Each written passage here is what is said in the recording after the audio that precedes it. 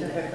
Bridges the I don't know if anybody is unfamiliar with what it looks like. This right here is industrial hemp, and you can take a look at it and pass it around. This is what's we're fighting for, nature. Can I bring it? You mentioned the federal government stand. It's very interesting when you go to the federal government website of the National Institute of Health and their patent website. It very clearly says the ingredients in the cannabis plants help so many diseases, and they name the diseases like Alzheimer's, Parkinson's, HIV, dementia, all kinds of neurodegenerative diseases. Because it is so beneficial to these, we are patenting the ingredients in these plants. So it's acknowledging publicly on their website how beneficial these medicinal values are. And then, of course, they give our tax dollars to pharmaceutical companies to try to replicate the plant in the laboratory, still keeping it illegal for us to grow it. And there's one plant called marinol, which is hundreds of times as intoxicating, if you use that word, as marijuana. It makes you hundreds of times as high. That is legal. They're allowed to sell that, but it doesn't have the health benefits because it takes a combination of all ingredients to give you the full health benefits. Is that a GMO Yeah. plant? How do they make No, it? it's not a plant, it's a No. pharmaceutical. It's a pharmaceutical. It's a drug. It's It's a it's chemical. a synthetic Yeah. duplicate, imitating the plant for $100 a pill. Yeah, when you could be growing it and grinding the seeds and getting the oil in your backyard. But there's another government website, and you'll have to guess which website this is. Okay. It says, because there are no known medicinal benefits for the cannabis plants, we are, fill in the blanks. We are what? Declaring these plants Illegal? illegal. Yeah. Class Schedule 1 Schedule drug, which is worse than cocaine. Guess which website that is? FDA.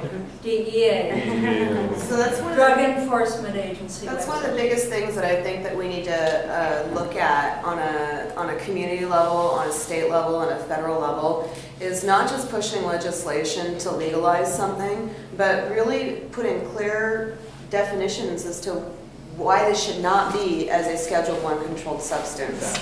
It's listed on a federal level, but we also have, the federal government gave each individual state the right to their own Controlled Substance Act. And so if we're going to be sitting around waiting for the federal government, that could be a long time. But we have the opportunity in this state to push our legislation to say we have medicinal, we have recreational, we have agricultural industrialized hemp.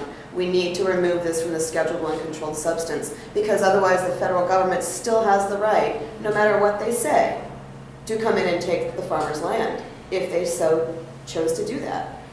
They could also take the full crop and sell it, and they could And all your confiscate the possessions. land and sell it. And all your possessions. Yeah. Question? I'm still unclear as to how the law is working, because you say that we import hemp for use. If it's a Schedule 1 narcotic, then why can we do that? I don't know. Process. I wish there was an Well- answer to that. So the raw material of industrial hemp is recognized as being non-psychoactive, but it still raises this question of why is it illegal if, you know, the shirt I'm wearing is non-psychoactive. And then the seeds for nutritional purposes, they all have to be brought into the US sterile. So they're either dehulled, so the outside shell is taken off, and that those are the hemp hearts that are soft and buttery and high in protein and high in omega fatty acids, or they roast them in order the heat will keep them from being virulent, or is that the right word? From being viable. Thank you. Or if you are a producer that we frown upon, you irradiate them. But I don't think we have any irradiated seeds coming out of Canada at this time. But that's a good question. It's really outdated federal policy, and these U.S. hemp seed manufacturers actually went into a long, nasty legal battle to secure their rights to continue importing hemp seed to make their high-value products that they sell on the U.S. market. So it's really just fighting for our right to change this law, and unless we continue fighting for it, nothing's going to change. And coming full circle again into U.S. law, you know, from my childhood background, I would really scratch my head. Why is Kentucky, Indiana, Illinois, Tennessee, Michigan, all of these states that my home base in, you know, childhood years, seeing these like, why do they get to grow hemp and the West Coast doesn't, you know?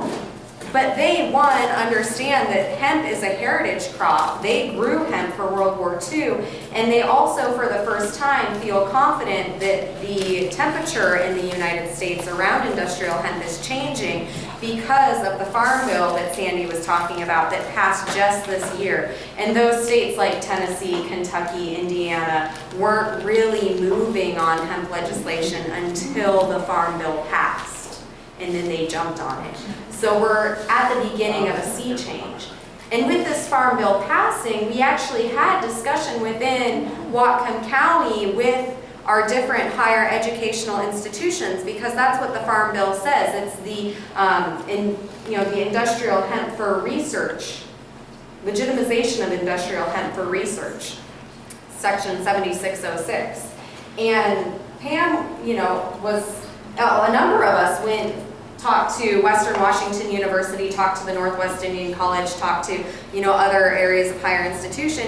And one of the areas of interest had to do with phytoremediation, especially at Western Washington University. Professors interested in phytoremediation. That's a big word. Yeah, Pam, I think Pam wants to go to that. Yeah. So I was interested in crop rotation, and then I learned another huge bonus is that it's a plant that pulls the toxins out of the soil. It pulls heavy metals out of the soil, like mercury and Bellingham A.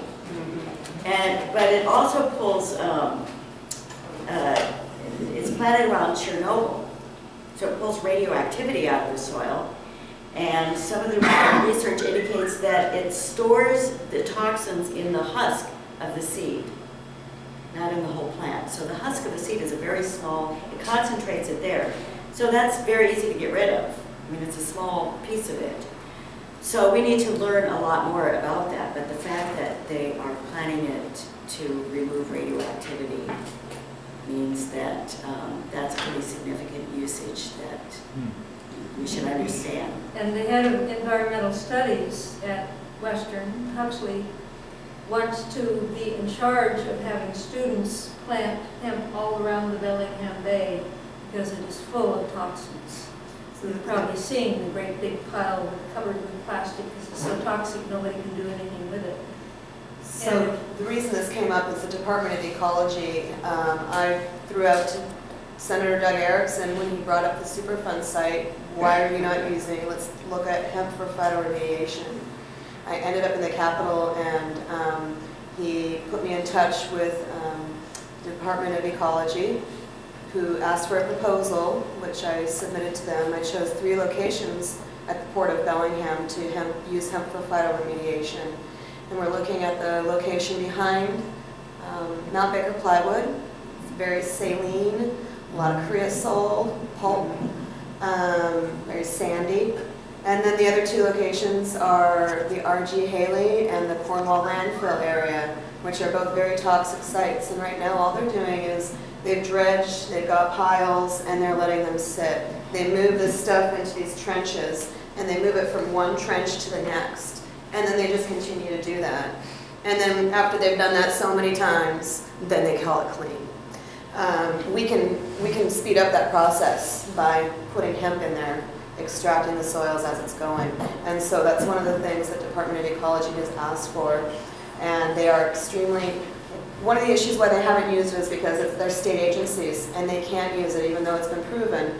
They couldn't bring it up. They had to have a constituent to bring it to them. and say, let's look at this. And that's why they're now able to do and look at this as a possibility, because as a state agency, they couldn't say, hey, we're going to start doing this. But they got a proposal that they could not deny. So now they are having to look at that. And people keep saying, well, what are you going to do with the stalks once it's soaked all the toxins? And that's why what Pam said is so important. It doesn't stay in the stalks. I don't know how it's possible, but all that, even radioactivity, all the toxins get taken right up into the husk of the seed, which is very small. Not necessarily all of the toxins. Oh, not all of it. No, not all of the Okay, toxins. that's what I thought. Yeah, I'm there's, learning every day. if it's something fat soluble such as mercury, it will store in the seed because that's where the fat is in the plant. But it does a good process of cleaning it as it goes, but you're going to find stuff in more than just the casing. But those are some of the studies that we want to be able to do, is what do we do with it? You know, where do we dispose of it? Can we use the seeds to replant for phytoremediation in the future? You know, or are the seeds destroyed? You know, what will we do? And that's part of the research. I think I've seen a couple questions. So do you know what elements or compounds the plant removes from the soil that are considered toxins? It can remove a lot of toxins, of course, like Marilyn mentioned, But the radiation, plutonium, the mercury.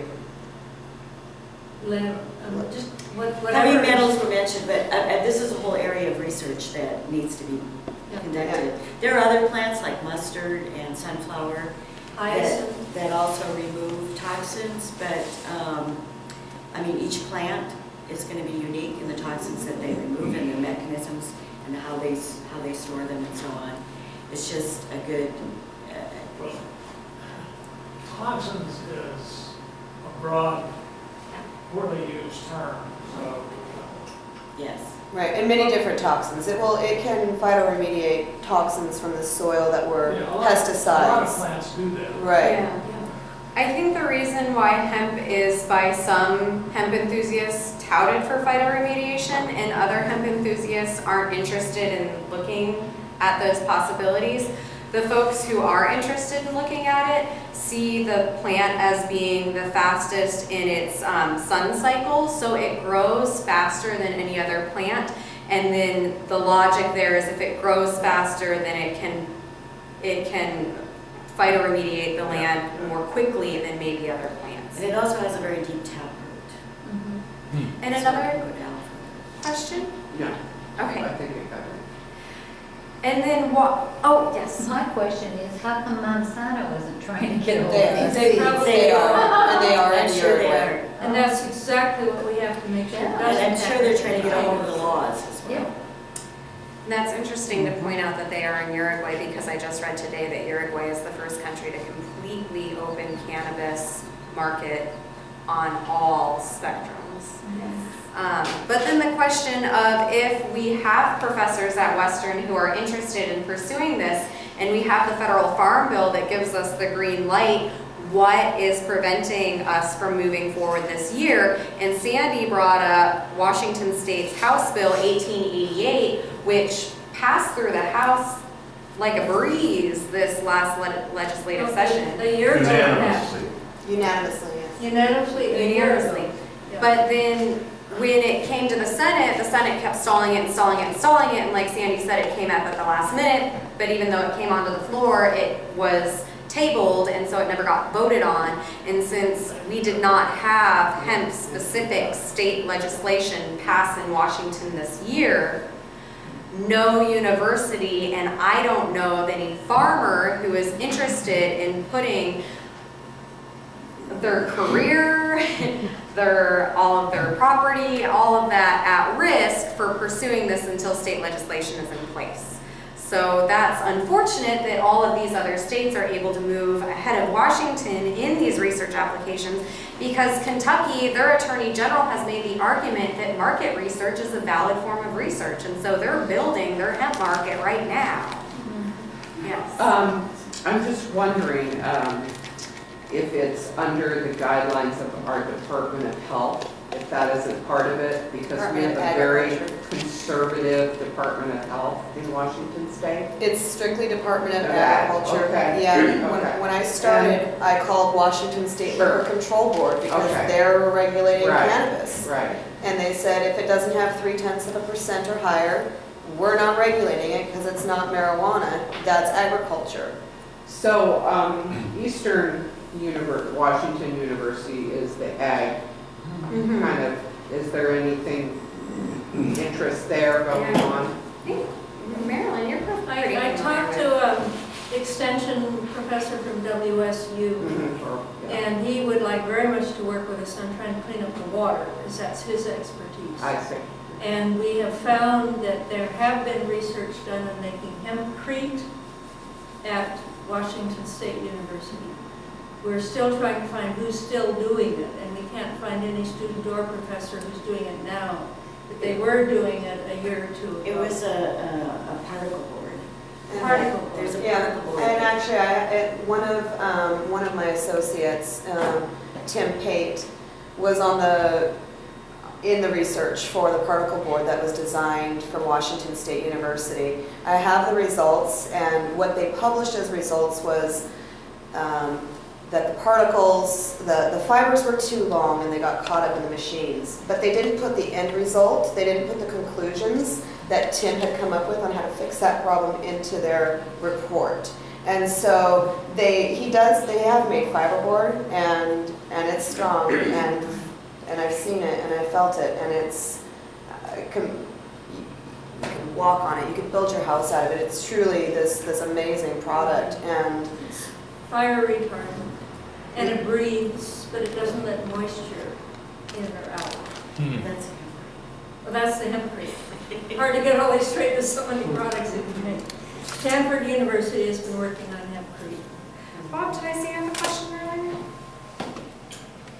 I had a statement that it's not unparalleled in the history of politics for one house to pass something unanimously and the next house to not even have a vote on it.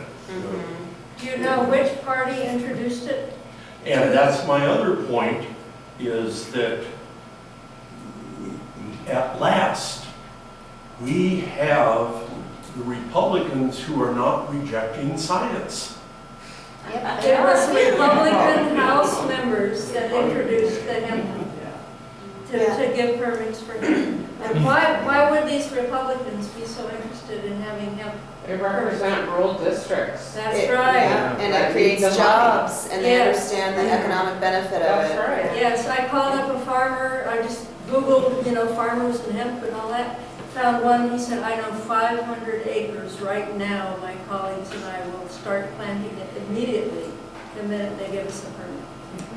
And so it occurs to me that this is kind of a litmus test of a politician, that you could inform conservatives by saying, look, here's something that could provide jobs, that could raise tax revenue, that can do all of these things. So if your politician is not for it, who are they for?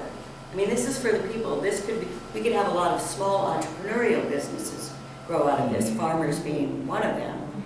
So if your politician isn't for entrepreneurs and small businesses, who are they for? And I just wanted to add that there was a hemp bill that passed both houses this year. Vince Buys was the sponsor of the Contented Cows bill, and he got Contented passed that hemp seed could be. It did not pass. It didn't. No, it didn't, and that's what I was going to bring up is, Vince Buys from the 42nd District brought a House bill up. He sponsored it, bringing industrial hemp for livestock seed. The health benefits that we have, so as I passed out, you guys will notice you have some hemp seeds. Those are not viable hemp seeds. You do not put them in the ground. They will not grow. You put them in your yogurt, on your oatmeal, in your ice cream, in salads. soup, Yeah. eggs, Eat them. They are Very high in protein. The benefits of industrial hemp seeds when they're pressed into oil is they have all the omega-3, 6, and 9 fatty acids. They're perfectly balanced for your human diet.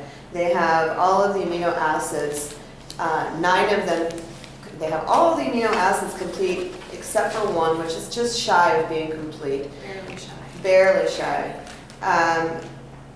Fiber, protein, it's perfectly balanced. So if that's good for us, these chicken farmers, Wilcox Farms down the organic eggs, they have 800,000 chickens. And JT Wilcox is one of the state legislators, and he pushed for this bill because he wants to feed his organic chickens industrial hemp seed. That they would have to import. That they would have to import, and it has to be on an approved list, and that's what the legislation was for. So we can eat it, but chickens can't. Unless it's on our list. On an approved list. Yes. Right. I know, it just keeps getting weirder. Right. So Vince Buzz, we're hosting an event, and you guys all got these little packets here that we handed out. And if you didn't get one, there's more on the back and more up front. But we're hosting an event on May 27th. It's a documentary screening at the Pickford. We have a panel of speakers, and Vince Buzz is going to be one of them. And this would be a great opportunity to ask our legislator, you know, what are we going to do this year? What's your intention? And also to support Hemp History Week. We have a hemp ale being brewed by Aslan Brewery. We have chocolate necessities making hemp chocolates. We have local merchants with their hemp clothing, live music, documentary.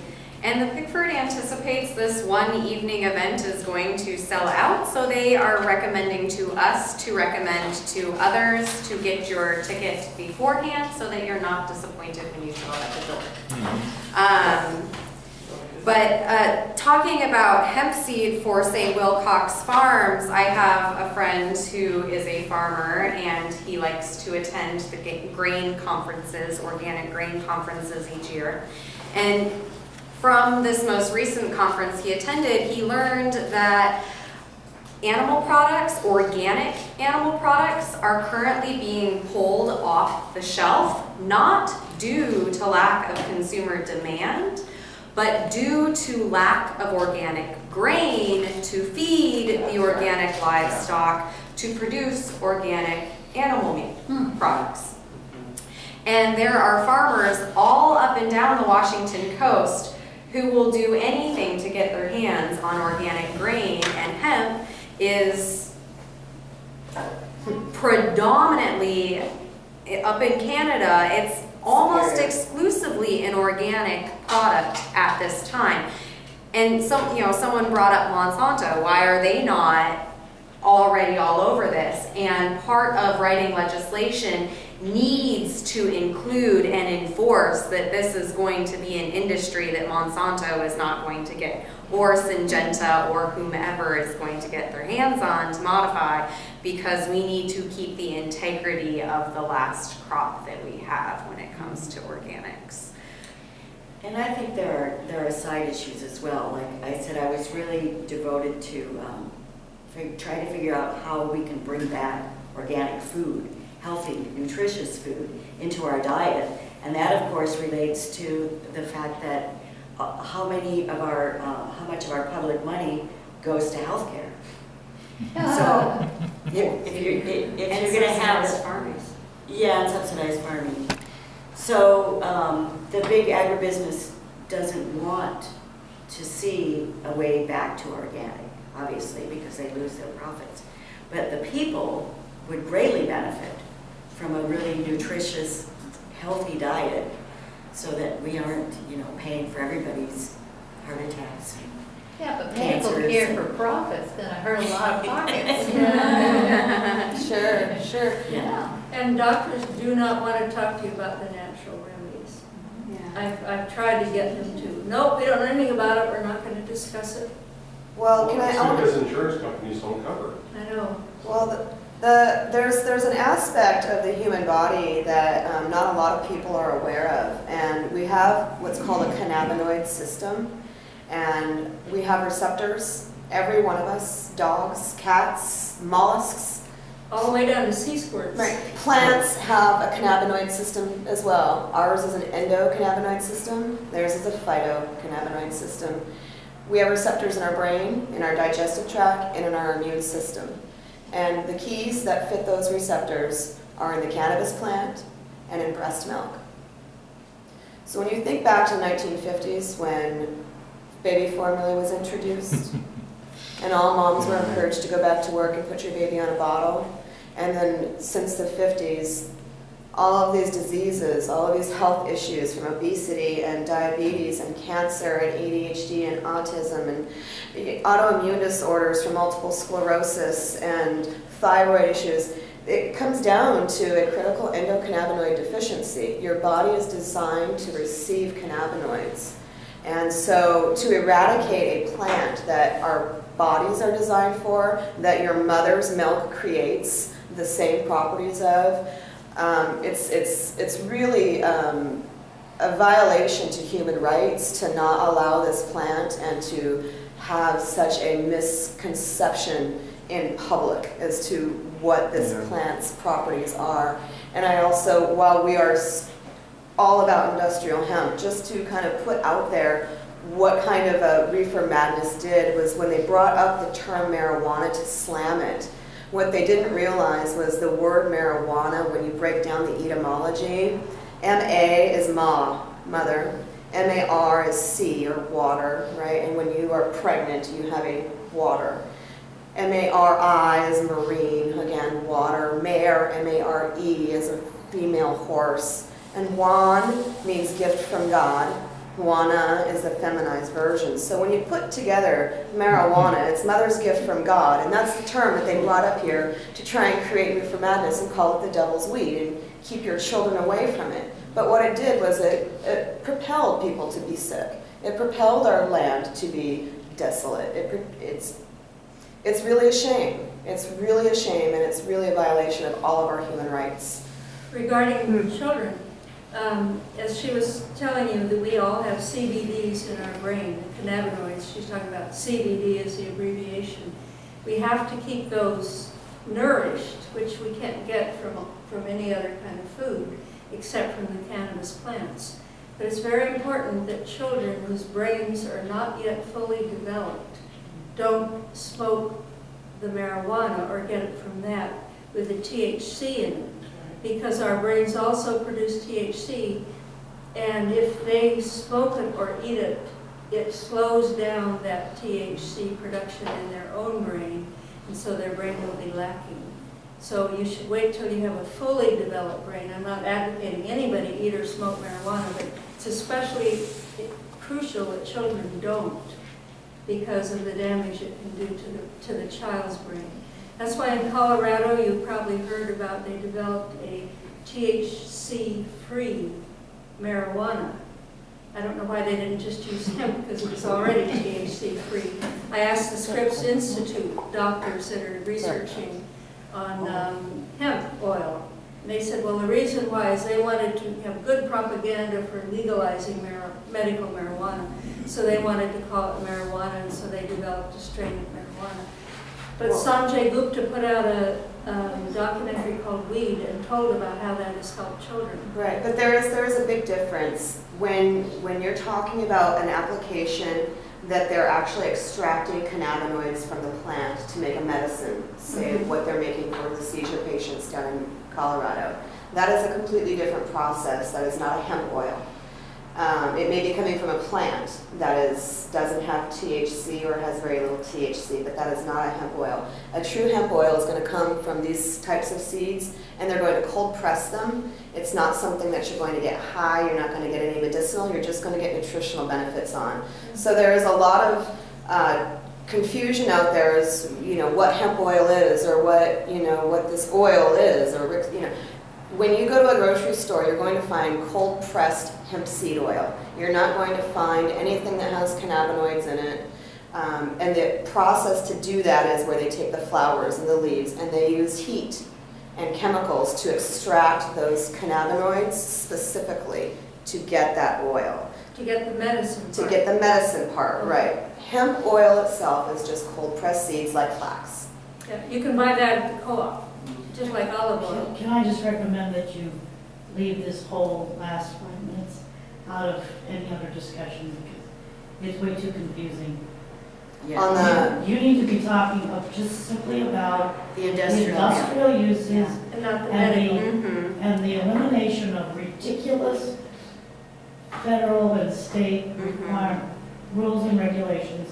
Any self-respecting conservative should be outraged at the federal interference of growing industrial. right, And that's the only argument you need. So is it the medical that you feel? I just think it's too people- confusing. Yeah. You're getting a little bit. Way Too into the technical, weeds. technical. Yeah. Let's You pause. talk jobs as Yeah. well, jobs. Let's pause here really quick, and can I see if folks have any questions that have come up? I have a question as to what kind of soil conditions is conducive to raising hemp? Is there some that you want to stay away from, or, you know, can we grow them in our wetlands, you know, Yeah. not the wetlands, but, you know, Right. the wet. I know that it takes half as much water, for instance, as cotton Yeah. Well, So and wheat and, Corn. yeah. there are some specific requirements for growing hemp for commercial sale. And the friend of mine who is an experienced agriculturalist has gone over studies of the past of, you know, what sort of levels of nitrogen do we need and phosphorus and, you know, these different variables to grow a crop for commercial sale. Now, that being the case, hemp is touted as being able to grow in a very wide range of soil conditions. One of the reasons why it was brought into Australia was to help with erosion control because that had become such a problem. And since hemp does have a notable taproot, it was able to mitigate that erosion. Yeah. It's also known for being able to grow better than most other plants in saline soils. Of course, if a soil gets to such a saline level, nothing's going to grow, and that's why during wars they would spread salt all over the, you know, the enemy's land so that their crops wouldn't grow. Within wet conditions, if the plant is young and exposed to too much wet, then it will rot out and it won't grow. However, once the plant has become established, it's hardier to various conditions. It is known to grow as far as climate between sunlight range and temperature range and so forth. Different varieties are capable of adapting to different climates. And so in theory, it would grow well in the continental US as well as Hawaii, but Alaska, it grows well in Canada. Is it also, can it be used as a feed, livestock feed? Absolutely. It's also used commonly for livestock bedding, so the seed would be for the feed, and they've actually done studies. I don't know the I was specifics thinking on like studies, but grazing or something like that. oh, grazing on. You could They use eat a it. strip I heard grazing. that they eat it. Yeah. Okay. Cows eat it. What's that? my cow straight. Well, you'd It'd probably be have extremely fibrous. something else. The leaves. Yeah, maybe too much roughage, yeah. That's a good thing to research and find out. I have a question for Sandy. You were talking about working with the Farm Bureau and how these two crops could be growing simultaneously. What was the remedy for being able to do that is my first question. And then I have a second question. I'll let you answer my first one first. So right now, the position is that it's not down to the Farm Bureau to decide that where these are going to grow. That's going to be a county issue, and with county zoning, agricultural zoning in particular. Because the legislation didn't go through, nothing has been done at this point. My suggestion is that we look at how we're doing seed potatoes and kind of follow that same sort of rule to ensure that the farm's integrity is maintained. If we have a list so far of what's going to be going into Washington State or Whatcom County for the pot farms, and we know where they're going to be, and we can look at where the farmers who want to do industrial hemp are going to be, we can try and coordinate those together. How But far away do they have to be? I'm thinking probably about 5 miles would be a good. if the marijuana grow is even outdoors. Yeah. Right. And a lot of Kind of Most- walking indoors. Right, but the thing is those farmers could be compromised if they don't have the right filters, because this is a wind-generated pollen, and so it could be on their clothes, Yeah. you know, it could be in their hair. And so that's one of the things that we need to have all these farmers, you know, being aware of as we're bringing industrial hemp in, because we don't want them to waste their time and money, and we don't want to waste our time and money either. So, and you had another question? I do. I also think it might be time for us to take a break after I have an answer to this, and with that we can get some refreshment and come back. If it's not legal to grow this, how come we're growing this?